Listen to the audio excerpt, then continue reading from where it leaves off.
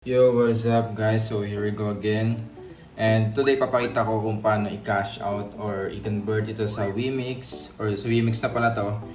And ang gagawin natin process ngayon is to cash out or i-convert sa peso and papunta sa GCash.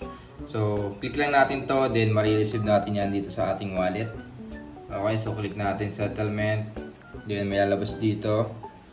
Okay. So i-scan pala yata natin to. So, wait lang natin. Okay, accept na natin, allow. Then, okay na. Then, may reflect na yan dito sa ating cellphone. Di ba, 59 na wala na. Then, refresh. So, ayan, eto na siya. 62 na kasi may balance tayong ilang pirasong Wemix. So, ngayon pupunta naman tayo sa coins.ph. Yan, sa app na yan.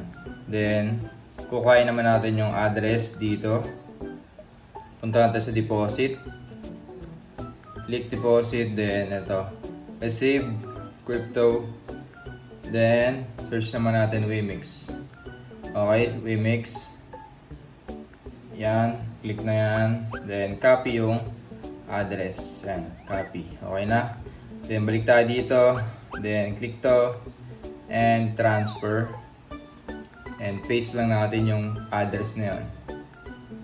Okay, so next.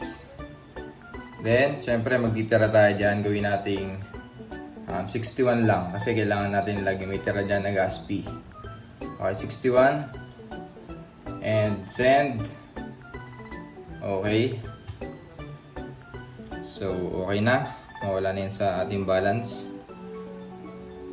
Okay, so punta naman tayo sa coins.ph. Back lang natin. So, mag-reflect yan dito within minutes or second.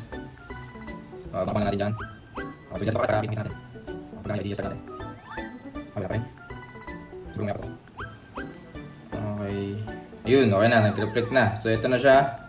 61. So, nandito na agad siya. And, ngayon punta naman tayo sa pag-convert nito sa peso. So, ito 1,033 yung ating nakuhang Wemix. Ngayon, sisell naman natin siya. Hirap ng buwanan. So, all na natin yan para all in.